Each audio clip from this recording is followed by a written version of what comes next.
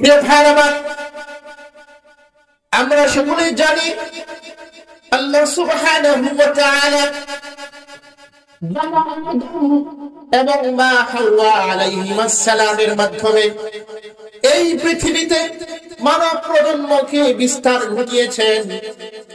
আল্লাহ সুবহানাহু ওয়া তাআলা নারী পুরুষ নির্বিশেষে সকলকে সম্বোধন করে আল্লাহ আমাদেরকে বলেছেন, ওয়া মান ইয়া'মাল মিনাস সালিহাতি মিন যাকারিন আও উনসা ওয়া হুয়া মুমিন ফাউলাইকা ইয়াদখুলুনাল জান্নাতা ওয়া লা يظلمون نقيرا।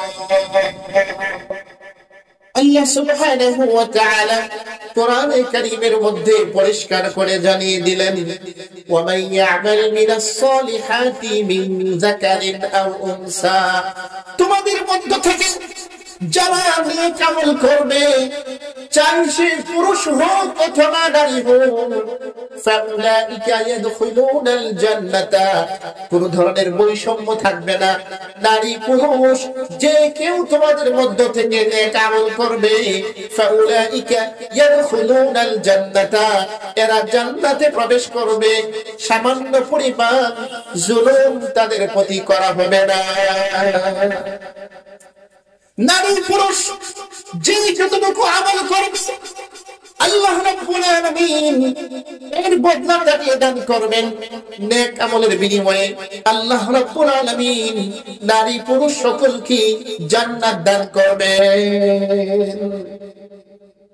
কোন ধরনের বৈষম্য কি এখানে আল্লাহ তাআলা রাখছেন যে পুরুষরা আমল করলে জান্নাত পাবে আর নারীরা আমল করলে অন্য কিছু পাবে? এরকম কথা কি বলছেন? আল্লাহ সুবহানাহু ওয়া তাআলা কোরআনে কারীমের আরেক জায়গায় বলেন, আল্লাহ সুবহানাহু ওয়া তাআলা বলেন, ইয়াখলুকু মা ইয়াশা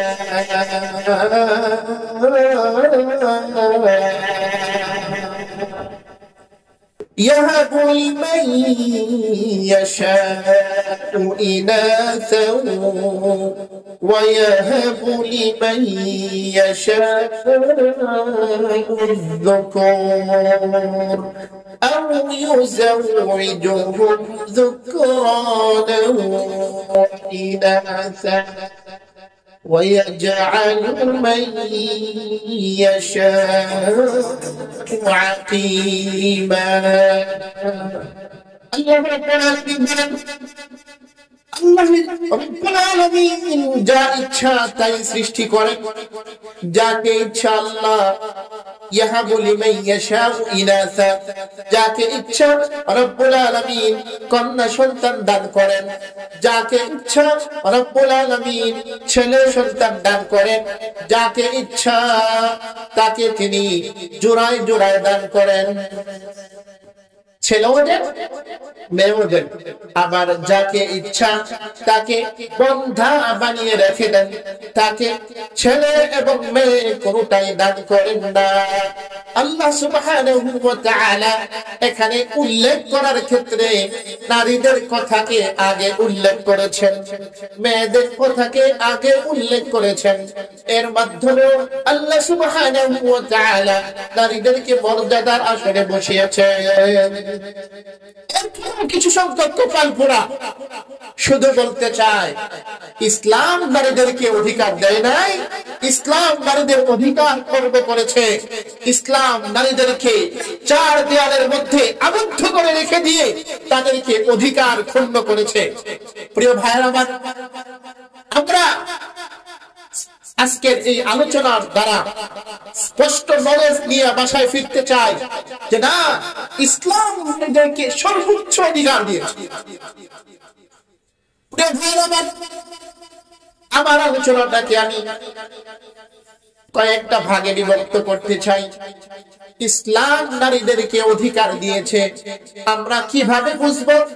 এক নাম্বার, আমরা ধরি ইসলাম নারীকে মা হিসেবে কিভাবে অধিকার দিয়েছে, কেমন সম্মান দিয়েছে, আমরা প্রথমে এখানে আলোচনা শুরু করি।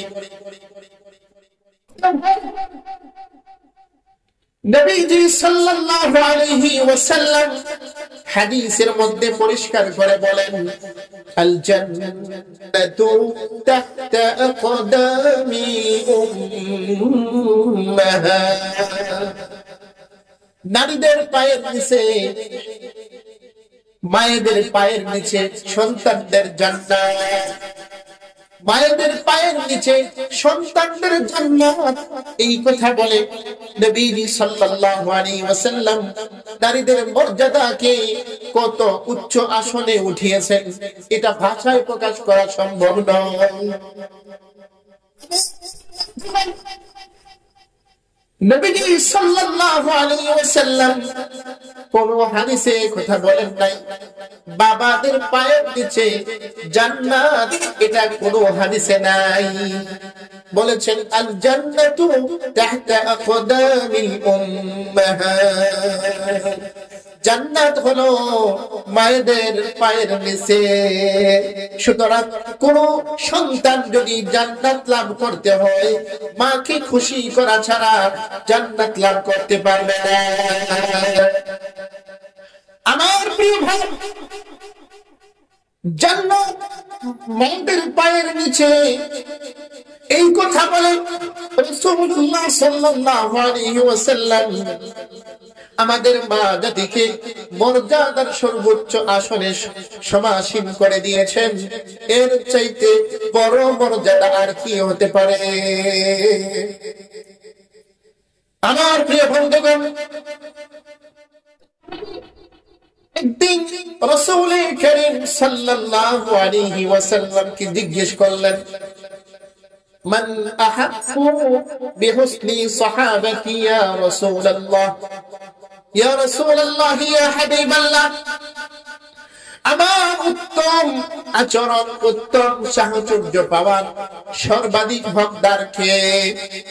আল্লাহর রাসূল সাল্লাল্লাহু আলাইহি ওয়াসাল্লাম বলে দিলেন, উম্মুকা, তোমার সর্বাধিক উত্তম আচরণ পাওয়ার জন্য হকদার হলেন তোমার জন্মদাত্রী মা।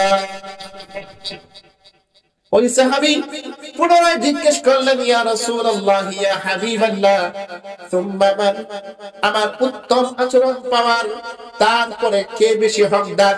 আল্লাহর রাসূল সাল্লাল্লাহু আলাইহি ওয়াসাল্লাম আবারও বলে দিলেন, উম্মুকা, তোমার উত্তম আচরণ পাওয়ার সর্বাধিক হকদার হলেন তোমার মা। সাহাবী পুনরায় জিজ্ঞেস করলেন, ইয়া রাসূলুল্লাহ, ইয়া হাবিবাল্লাহ, মান আহাক্কু বিহুসনি সাহাবাতি, আমার উত্তম আচরণ পাওয়ার সর্বাধিক হকদার কে? আল্লাহর রাসূল আবার বললেন, উম্মুকা, তোমার উত্তম আচরণ পাওয়ার সর্বাধিক হকদার হলেন তোমার মা। তিনবার এইভাবে আল্লাহর রাসূল সাল্লাল্লাহু আলাইহি ওয়াসাল্লাম মায়ের কথা বলেছেন। ওই সাহাবী পুনরায় জিজ্ঞেস করলেন, সুম্মা মান ইয়া রাসূলুল্লাহ, ইয়া রাসূলুল্লাহ, ইয়া হাবিবাল্লাহ, আমার উত্তম আচরণ পাওয়ার তারপরে কে বেশি হকদার? আল্লাহর রাসূল তখন বললেন, আবুকা, তোমার উত্তম আচরণ পাওয়ার তারপরে সর্বাধিক হকদার ব্যক্তি হলেন তোমার বাবা। মুসলমান ভাই, এই হাদিসের মধ্যে একটু চিন্তা করে দেখেন, আল্লাহর নবী সাল্লাল্লাহু আলাইহি ওয়াসাল্লাম একজন মাকে কতটা অধিকার দিয়েছেন, কতটা সম্মান দিয়েছেন। একজন পুরুষ, একজন সন্তান আল্লাহর রাসূলকে তিনবার জিজ্ঞেস করার পরে আল্লাহর রাসূল জবাবে বললেন, তোমার মা হলেন তোমার উত্তম আচরণ পাওয়ার সর্বাধিক হকদার। চতুর্থবারে বাবার কথা বললেন। এর মাধ্যমে আল্লাহর রাসূল নারীদের মর্যাদাকে বাড়ালেন নাকি কমালেন? এই বিষয়গুলো যদি আমরা ফিকির করি, চিন্তা করি, তাহলে আমাদের সামনে বিষয়টা পরিষ্কার হয়ে যায় যে আল্লাহর নবী সাল্লাল্লাহু আলাইহি ওয়াসাল্লাম নারীদেরকে কতটা মর্যাদার আসনে বসিয়েছেন, অথচ আল্লাহর রাসূল যখন পৃথিবীতে আসেন তখন নারীরা ছিল সবচেয়ে বঞ্চিত আর লাঞ্ছিত।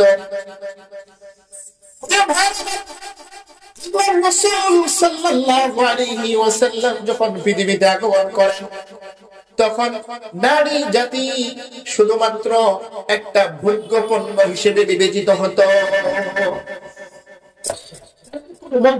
তাদের কোনো অধিকার ছিল, এমনকি কোন বাবা যখন কন্যা সন্তান জন্ম নিত তার, তখন তার চেহারা কালো হয়ে যেত, সে এই কথা চিন্তা করত সমাজের মানুষ আমাকে কি বলবে যে আমি একটা মেয়ে সন্তান জন্ম দিয়েছি। নাউযুবিল্লাহ, আস্তে করে বলেন। এই কথাটাই আল্লাহ সুবহানাহু ওয়া তাআলা কোরআনে কারীমের মধ্যে বলে দিয়েছেন, ওয়া ইযা বুশশিরা আহাদুহুম বিল উনসা ظل وجهه مسودا وهو كظيم।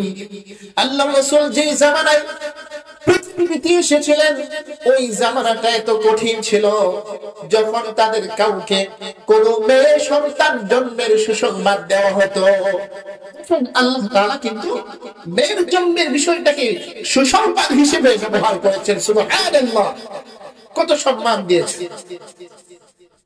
তো আল্লাহ বলেন, যখন তাদেরকে কোন মেয়ে সন্তান জন্মের সুসংবাদ দেওয়া হতো, সাল্লা ওয়াজহুহু মুসওয়াদ্দা, তার চেহারা কালো হয়ে যেত, ওয়া হুয়া কাযীম, আর সে রাগান্বিত হয়ে যেত, কেন আমার কন্যা সন্তান হলো, আল্লাহ কি আমাকে একটা পুত্র দিতে পারলো না? শুধু তাই নয়, সে ধারণ মনে মনে এই কথা ভাবতো, আয়ুমসিকুহু আলা হুনিন আম ইয়াদুসসুহু ফিত তুরাব, এই কন্যাটাকে কি অপমান লাঞ্ছনা স্বীকার করে রেখে দিব নাকি মাটিতে পুঁতে দিব? এই চিন্তা ভাবনার মধ্যে বাবা পড়ে যাইত, কারণ সমাজের মানুষ তাকে এই বলে তিরস্কার করত, কিরে তোমার ঘরে মেয়ে হয়েছে, কেন তুমি এটাকে লালন পালন করেছো? এই ব্যাপারে আল্লাহ রাব্বুল আলামিন কালামুল্লাহর অন্য জায়গায় বলেন, ওয়া ইযাল মাউউদাতু সুইলাত বিআইয়ি যামবিন কুতিলাত, কিয়ামতের ময়দানে যে সমস্ত কল্যাণীকে জীবন্ত প্রথিত করা হয়েছিল তাদেরকে জিজ্ঞেস করা হবে, বিআইয়ি যামবিন কুতিলাত, কি অন্যায় কি অপরাধের কারণে তাদেরকে হত্যা করা হয়েছে, অর্থাৎ যারা তাদেরকে হত্যা করেছে আল্লাহ রাব্বুল আলামিন তাদেরকে কঠিন শাস্তির আওতায় নিয়ে আসবেন। প্রিয় ভাইরা আমার, তো আমরা সংক্ষিপ্ত আলোচনার মাধ্যমে বুঝতে পেরেছি আল্লাহ সুবহানাহু ওয়া তাআলা নারী জাতিকে মা হিসেবে অনেক সম্মান দান করেছেন, বাবার চাইতেও বেশি মর্যাদা দান করেছেন, ঠিক কিনা বলেন? বাবার চাইতে বেশি মর্যাদা দিয়েছেন। তো মায়ের কথা কয়বার বলেছেন? 3 বার। বাবার কথা কয়বার বলেছেন? 1 বার। আবার বলেছেন মায়ের পায়ের নিচে জান্নাত, বাবার পায়ের নিচে জান্নাত, এই কথা বলেন। তাহলে আমরা পাইলাম আল্লাহ সুবহানাহু ওয়া তাআলা এবং তার হাবিব সাল্লাল্লাহু আলাইহি ওয়াসাল্লাম নারী জাতিকে মা হিসেবে সর্বোচ্চ সম্মান দিয়েছেন, এমনকি বাবার চাইতে বেশি অধিকার তাকে দিয়েছেন। এবার আসুন, আল্লাহ সুবহানাহু ওয়া তাআলা নারী জাতিকে স্ত্রী হিসেবে কি অধিকার দিয়েছেন? আল্লাহ সুবহানাহু ওয়া তাআলা কোরআনে কারীমের মধ্যে বলেন, ওয়া আতুন নিসা সাদুকাতিহিন্না নিহলা। আল্লাহ রাব্বুল আলামিন বলেন, তোমরা তোমাদের স্ত্রীদের মোহরানা তাদের প্রাপ্য তোমরা স্বাচ্ছন্দ্যে তাদেরকে দিয়ে দাও। তাদের প্রাপ্য তাদের মোহরানা দেওয়ার ক্ষেত্রে তোমরা টাল বাহানা করিও না, গড়িমসি করিও না, স্বাচ্ছন্দ্যে দিয়ে দাও, খুশি মনে দিয়ে দাও। আল্লাহ সুবহানাহু ওয়া তাআলা নারীদের অধিকারের কথা পরিষ্কার করে এখানে বলে দিয়েছেন। আল্লাহ সুবহানাহু ওয়া তাআলা অন্যটাকে বলেন ওয়ালাহুন্না মিসলুল্লাযী আলাইহিন্না বিল মা'রুফ। আল্লাহ রাব্বুল আলামিন বলেন স্ত্রীদের স্বামীদের উপরে অধিকার রয়েছে, ওয়ালাহুন্না মিসলুল্লাযী আলাইহিন্না বিল মা'রুফ। স্বামীদের যেমন স্ত্রীদের উপরে অধিকার আছে, স্ত্রীদেরও স্বামীদের উপরে অধিকার আছে ন্যায়সঙ্গতভাবে।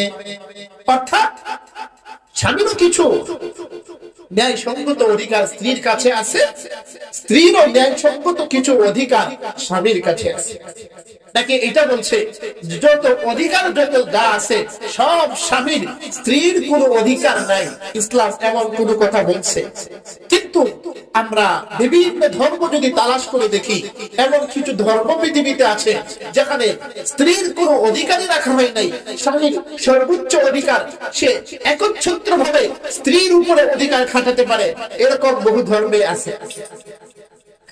কিন্তু ইসলাম স্বীকার করে দিয়েছে ওয়ালাহুন্না, স্ত্রীদের অধিকার আছে স্বামীদের উপরে, যেমন স্বামীদের অধিকার আছে স্ত্রীদের উপরে। এখানেও আল্লাহ তাআলা চমৎকার ভাবে স্ত্রীদের অধিকারের কথা আগে উল্লেখ করেছেন। সুবহানাল্লাহ বলেন, স্ত্রীদের অধিকারের কথা আগে উল্লেখ করেছেন আর স্বামীদের অধিকারের কথা পরে উল্লেখ করেছেন। কারণ স্ত্রীরা স্বাভাবিকভাবে দুর্বল হবেন, তারা স্বামীর থেকে জোর করে নেওয়ার মতো শক্তি তারা রাখে না। আর স্বামী মূলত স্বামী তার অধিকারটা স্ত্রীর থেকে জোর খাটায়া জবরদস্তি করে নিতে পারেন, এই শক্তি তার আছে। এই জন্য আল্লাহ এমন ভাবে উল্লেখ করছেন যে না, স্ত্রীর অধিকারটাই আমি আগে বলে দিলাম, সাবধান, স্ত্রীর অধিকার সে দুর্বল হওয়ার কারণে তুমি খর্ব করতে পারো না, তার অধিকার তুমি করতে পারো না। এই জন্য আল্লাহ বলেন ওয়ালাহুন্না মিসলুল্লাযী আলাইহিন্না বিল মা'রুফ। স্ত্রীদেরও স্বামীদের উপরে অধিকার আছে, যেমন স্বামীদের অধিকার আছে স্ত্রীদের উপরে। আমার বন্ধুগণ, আল্লাহ সুবহানাহু ওয়া তাআলা স্ত্রীদেরকে অধিকার দিয়েছেন কি দেন নাই? সর্বোচ্চ অধিকার দিয়েছেন। একদম স্বামীর উপরে বিয়ে করার পর থেকে আলহামদুলিল্লাহ কবুল বলার পর থেকে নিয়ে মৃত্যুর আগ পর্যন্ত স্ত্রীর খাবার দাবার, পোশাক, থাকার জায়গা সবকিছু ব্যবস্থা করার জিম্মাদারি কার উপরে? স্বামীর উপরে। এটা কে, এই বিধান কে দিয়েছে? ইসলাম দিয়েছে। একজন পুরুষকে এটা কর্তব্য হিসেবে পালন করতে হবে। একজন নারীকে স্ত্রী হিসেবে গ্রহণ করার পর থেকে নিয়ে মৃত্যুর আগ পর্যন্ত তার সাধ্য অনুযায়ী তাকে এই ভরণ পোষণ দিয়ে যেতে হবে। এই বিষয়টা আল্লাহ সুবহানাহু ওয়া তাআলা কোরআনে কারীমের মধ্যে বলেন লিয়ুনফিক যু সাআতিন মিন সাআতিহি।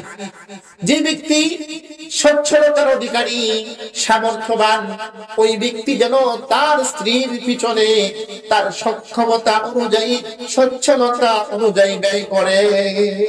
আল্লাহ রাব্বুল আলামিন সকলকে সামর্থ্য সমান দিয়েছেন। কারো সামর্থ্য বেশি আছে, কারো কম আছে।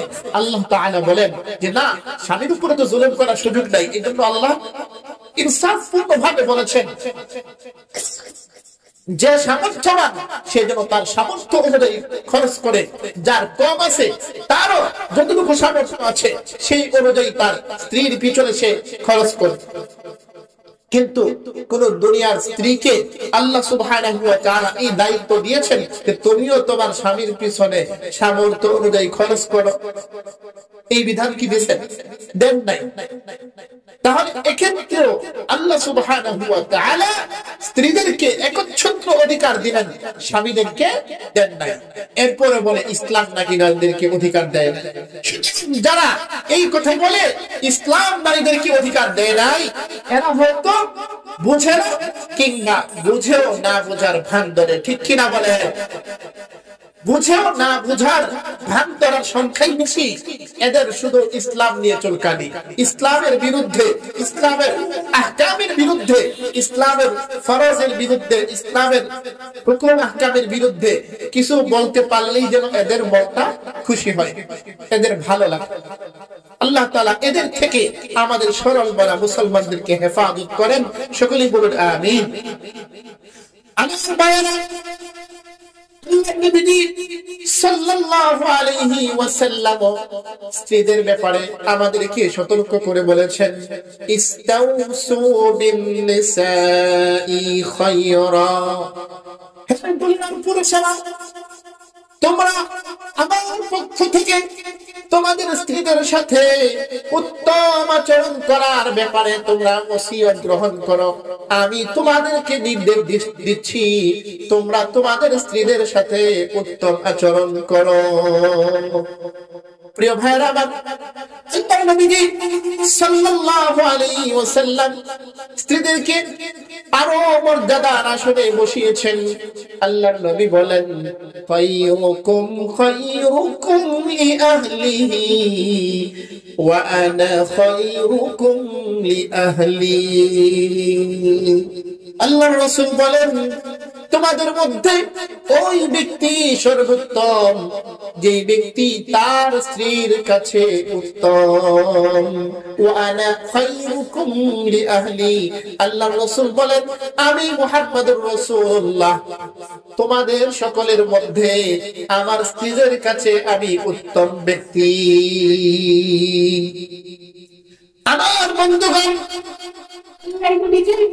সাল্লাল্লাহু আলাইহি ওয়াসাল্লাম এই হাদিসের মাধ্যমে আমাদের মা বোনদেরকে, স্ত্রীদেরকে কতটা ইজ্জত আর সম্মানের আসনে বসিয়েছেন, এটা কল্পনাও করা যায় না।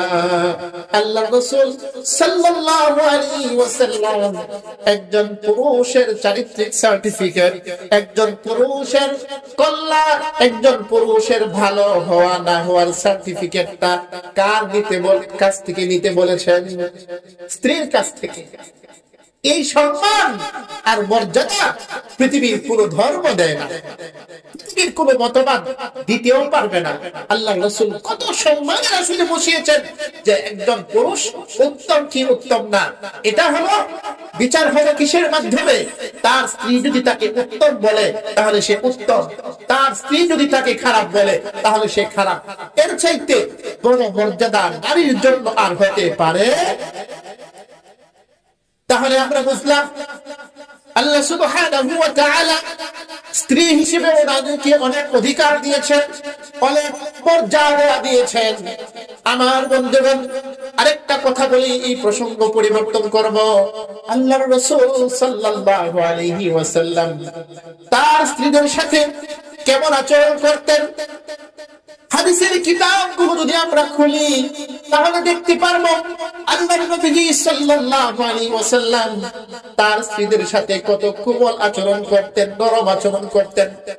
সর্বশ্রেষ্ঠ মহামানব হওয়া সত্ত্বেও, সর্বশ্রেষ্ঠ নবী রাসূল হওয়া সত্ত্বেও তিনি তার স্ত্রীদের সাথে কেমন নরম আচরণ করতেন, কেমন ভালো আচরণ করতেন।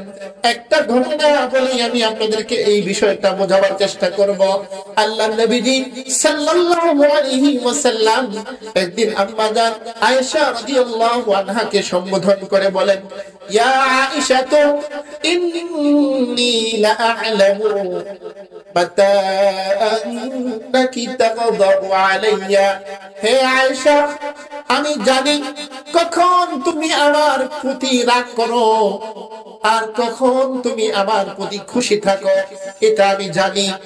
আয়েশা রাদিয়াল্লাহু তাআলা বললেন, কিভাবে বোঝেন? আল্লাহর নবী সাল্লাল্লাহু আলাইহি ওয়াসাল্লাম জবাবে বললেন, হে আয়েশা, যখন তুমি আমার প্রতি রাগান্বিত থাকো, তখন যদি তুমি কোনো বিষয়ে কসম করো, তখন তুমি বলো লা ওয়া রাব্বি ইব্রাহিম, ইব্রাহিমের রবের কসম করতেছি।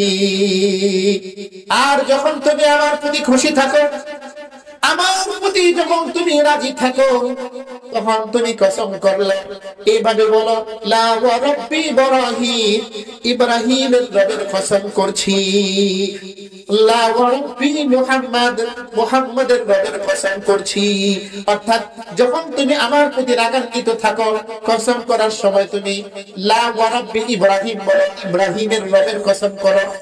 কিন্তু যখন তুমি আমার প্রতি খুশি থাকো, তখন তুমি বলো লা ওয়া রাব্বি মুহাম্মদ, আমি মুহাম্মাদের রবের কসম করছি। কতটুকু ভালোবাসা আর সম্মান করেছেন দেখেন। সর্বশ্রেষ্ঠ রাসূল, তারপর তিনি তার স্ত্রী রাগ অভিমানকে তিনি কি করেছেন, দিয়েছেন। একথা বলে তাকে অবহেলা করেন নাই, অপমান করেন নাই, যে আমি হলাম সর্বশ্রেষ্ঠ মানুষ, আমি সকল নবীদের নবী, সকল রাসূলদের রাসূল, আমার বউকে পাশে এটাই তো সৌভাগ্য, এতটা চিল্লায় না, এরকম বলছেন না। সম্মান করেছেন যে না, তুমি কখন রাগ করো এটাও আমি বুঝি, কখন খুশি থাকো আমি এটাও বুঝি। প্রিয় ভাইরা আমার, এরকম বহু ঘটনা, বহু কিসসা হাদিসের কিতাবে আছে। ওই দিকে গেলে আলোচনা লম্বা হবে, আমার প্রসঙ্গ আমি চেঞ্জ করতে চাচ্ছি। আমার বন্ধুগণ, সর্বশেষ যে প্রসঙ্গে আমি কথা বলি আমার আলোচনা শেষ করব।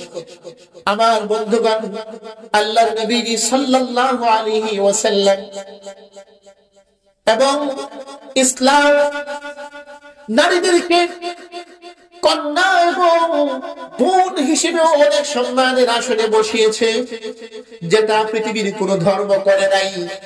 আল্লাহর নবী সাল্লাল্লাহু আলাইহি ওয়াসাল্লাম নারীদেরকে কন্যা হিসেবে, বোন হিসেবে অনেক মর্যাদার আসনে বসিয়েছেন।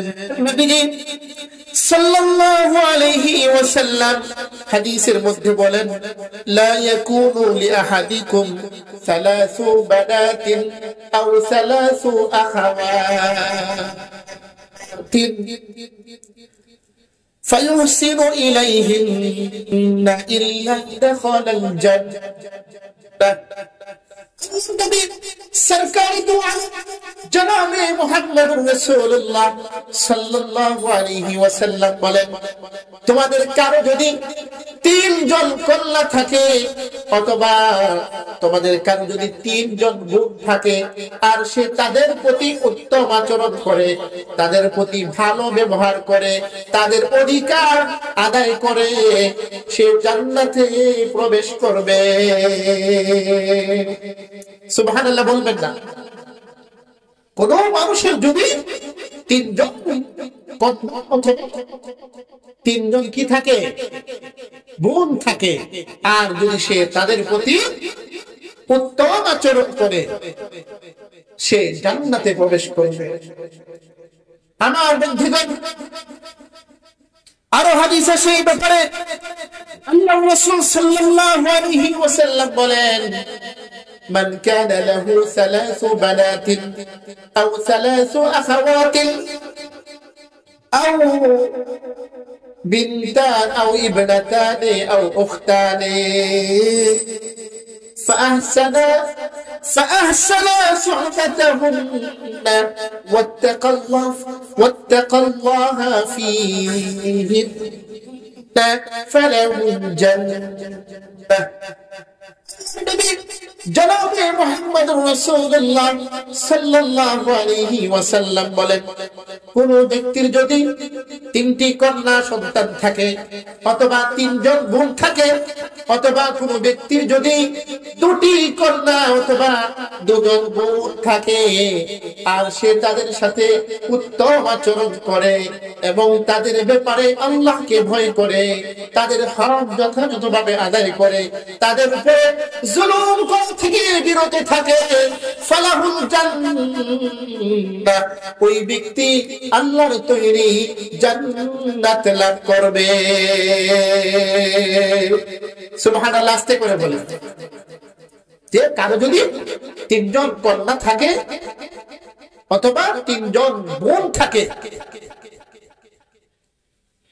অথবা দুইজন কন্যা থাকে না, দুইজন বোন থাকে, আর যদি সে তাদের সাথে উত্তম আচরণ করে, তাদেরকে কষ্ট না দেয়, তাদের যথাযথ হক আদায় করে, তাহলে সেই ব্যক্তি জান্নাত লাভ করে। প্রিয় ভাইরা, হাদিস শরীফের মধ্যে নবী সাল্লাল্লাহু আলাইহি ওয়াসাল্লাম কন্যা সন্তানের ব্যাপারে আরো বলেছেন, মানিবতুলিয়া মিন হাযিহিল বানাতি বিশাইইন ফাসাবারা আলাইহি কুন্না লাহু সিতরাম মিনান নার। আল্লাহর নবী জনাবে মুহাম্মদ সাল্লাল্লাহু আলাইহি ওয়াসাল্লাম বলেন, কারো যদি একাধিক কন্যা সন্তান থাকে, আর এই সন্তানগুলোকে লালন পালন করতে গিয়ে কষ্টের সম্মুখীন হয়, মুসিবতের সম্মুখীন হয়, অভাব অনটনের সম্মুখীন হয়, তারপরেও যদি সে অধৈর্য না হয়ে ধৈর্য ধারণ করে তাদেরকে উত্তম ভাবে লালন পালন করে, তাদের হক যথাযথভাবে আদায় করে, আল্লাহর নবীজি সাল্লাল্লাহু আলাইহি ওয়াসাল্লাম বলেন, কুন্না লাহু সিতরাম মিনান নার। ওই মেয়েগুলো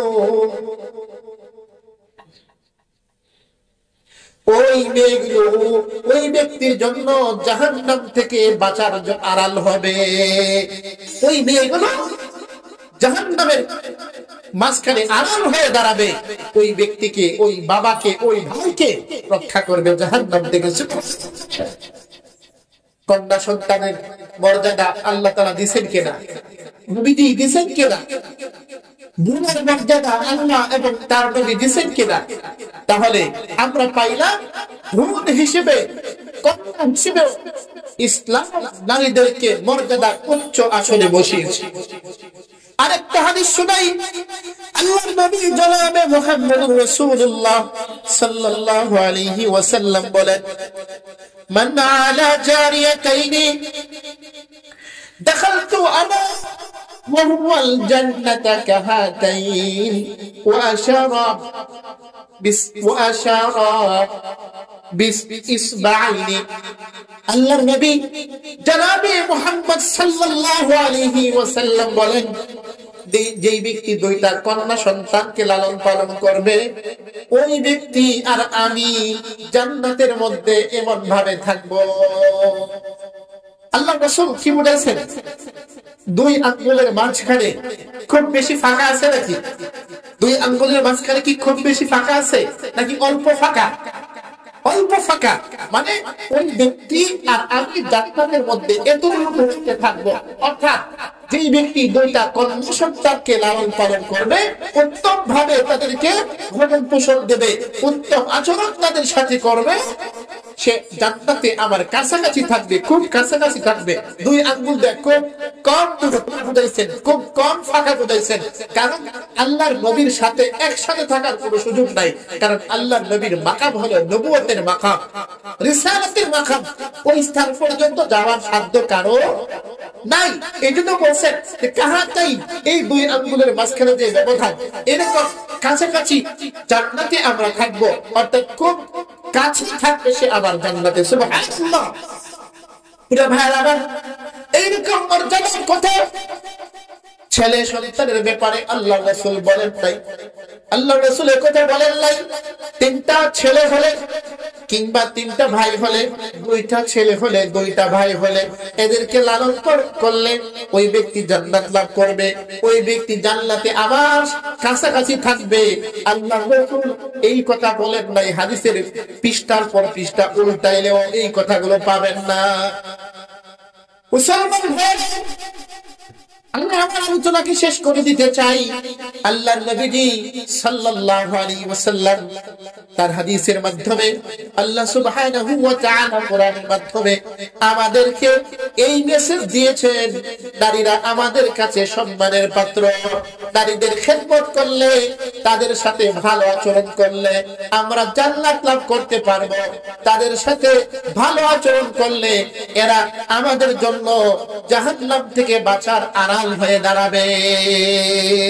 এই কথাগুলো আল্লাহ নবী সাল্লাল্লাহু আলাইহি ওয়াসাল্লাম আমাদেরকে শিখিয়েছেন, আল্লাহ সুবহানাহু ওয়া তাআলা কালামুল্লাহর মাধ্যমে আমাদেরকে শিখিয়েছেন নারী আমাদের কাছে সম্মানের পাত্র, নারী আমাদের কাছে মর্যাদার পাত্র, তাদের হক, তাদের অধিকারের কথা আল্লাহ সুবহানাহু ওয়া তাআলা কালামুল্লাহর মধ্যে আমাদেরকে পালন করার কথা সদা জানিয়ে দিয়েছেন। আল্লাহর রাসূল হাদিসের মধ্যে তাদের অধিকার আদায়ের কথা আমাদেরকে জানিয়ে দিয়েছেন। সুতরাং কোন ব্যক্তি যদি এই কথা বলবার অপচেষ্টা করে যে ইসলাম নারীদেরকে অধিকার দেয় নাই, ইসলাম নারীদেরকে মর্যাদা দেয় নাই, তাদের চোখে আঙুল দিয়ে আমরা এই কথাগুলো দেখিয়ে দেব, দেখো ইসলাম নারীদেরকে কত মর্যাদা দিয়েছে, ইসলাম নারীদেরকে কতটা সম্মান দিয়েছে। তারপরও যারা এগুলো বলবে, ইসলামের বিরুদ্ধে প্রোপাগান্ডা চালাবে, বিসংকার করবে, এরা কপাল পোড়া ছাড়া আর কিছু নেই। আমরা এদের জন্য আল্লাহর কাছে হেদায়েতের দোয়া করি, সকলে বলেন আমিন। প্রিয় ভাইরা আমার, তালিমুল কোরআন ওয়াস সুন্নাহ মহিলা মাদ্রাসা খুবই সুন্দর পরিবেশে আপনাদের পাশে ফারিস্তার রেস্টুরেন্টের কাছে, খুব কাছে, আলহামদুলিল্লাহ অত্যন্ত সুন্দর ভাবে পরিচালিত হয়ে আসতেছে। আগে ভিতরে ছিল